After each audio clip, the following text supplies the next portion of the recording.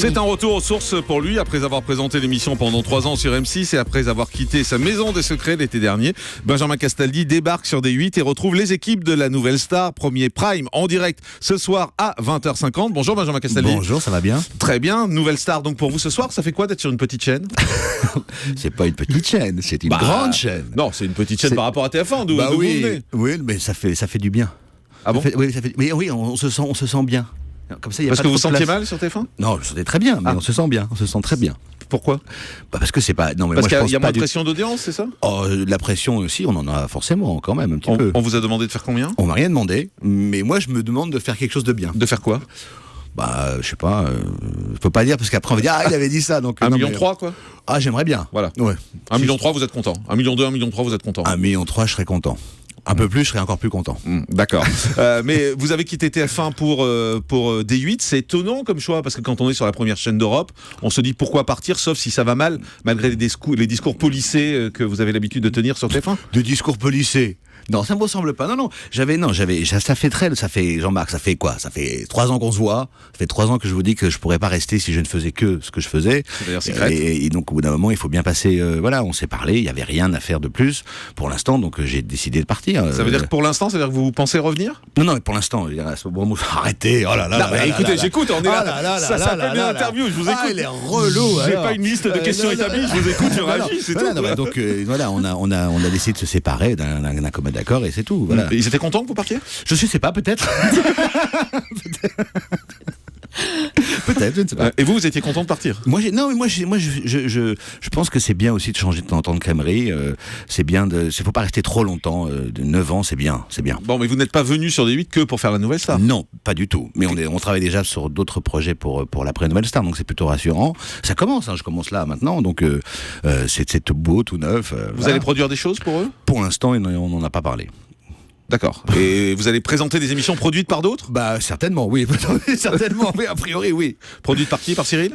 Cyril Hanouna? Cyril et d'autres producteurs. Ça peut être Fremantle, ça peut être Endemol, ça peut être... Mais votre envie, au-delà de la Nouvelle Star, on va en parler dans un instant ce soir, mais au-delà de la Nouvelle Star, votre envie, c'est quoi?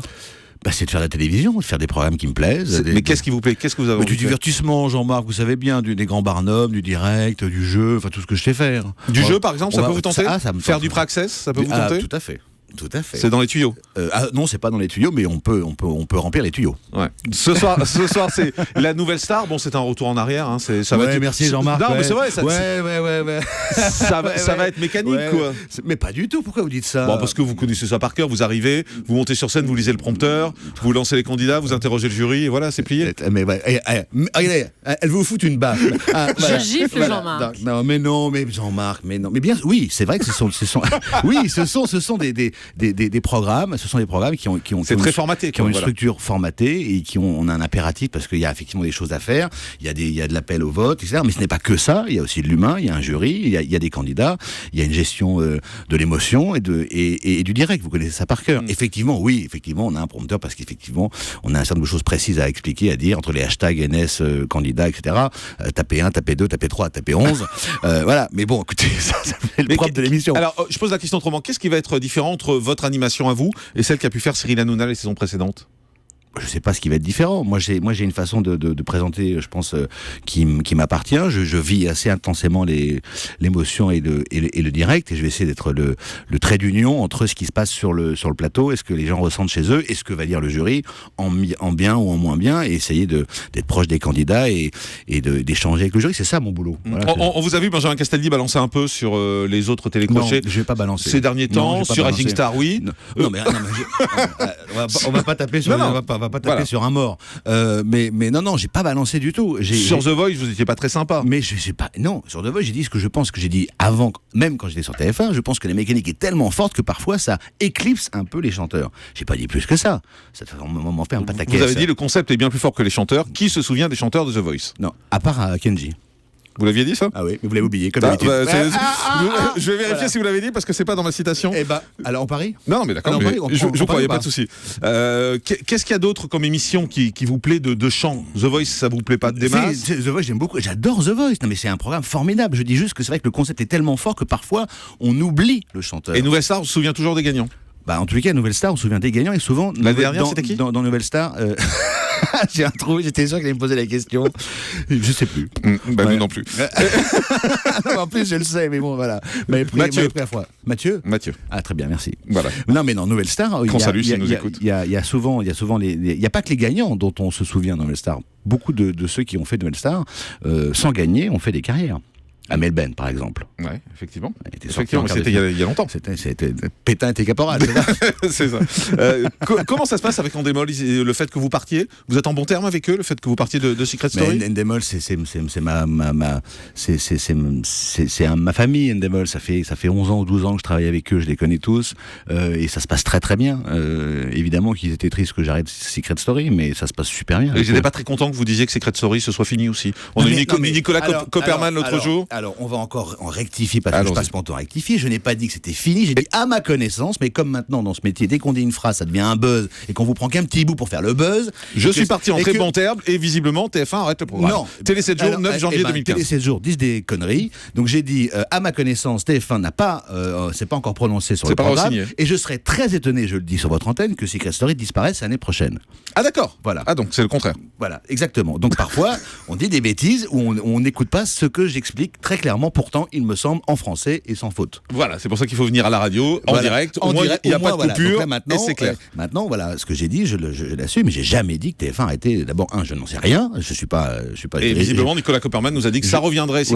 Il n'a pas dit sur TF1 forcément. Il vous a dit ça reviendra, mais on ne sait pas où. On ne sait pas où. Voilà, exactement. Donc ça revient exactement à ce que j'avais dit. Voilà. Bon, vous êtes sur Gulli également. Ça continue, ça, Tahiti Quest ? D'accord, bah oui, le 6 février.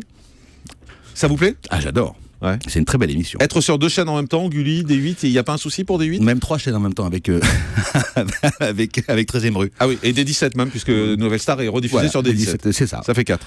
C'est pas un souci pour eux ? Écoutez, non, pour l'instant, non. Mais enfin, quand on s'est rencontrés, ils étaient parfaitement au courant des contrats en cours. Donc, ça veut dire que vous n'avez pas d'exclusivité avec D8 ? Si, j'ai l'exclusivité sauf Gulli, sauf D17 et sauf 13e rue, d'accord. Sauf Gulli, sauf 13e rue, voilà. Mais voilà, après, dans un an, on verra comment on fait. Vous avez signé pour combien de temps avec D8 ? Un certain temps. Donc 2 ans, 1 an. Un certain temps, Jean-Marc. Je vais pas tout vous. Non, mais vous voulez vous installer sur D8 ? J'aimerais bien m'installer. Parce que vous avez envie de continuer là-dessus. Je préférerais m'installer que repartir. Ce serait quand même. Par exemple, Julie fait des grimaces quand tu parles. Elle commente avec le visage, en fait. C'est ça. Elle a toujours fait ça. En fait, la caméra d'Europe1.fr, faudrait la mettre sur Julie. Ah oui. Elle fait des grimaces. Bon, ça c'est comme d'habitude. Cyril Hanouna, par exemple, dit que c'est peut-être sa dernière année dans Touche pas à mon poste.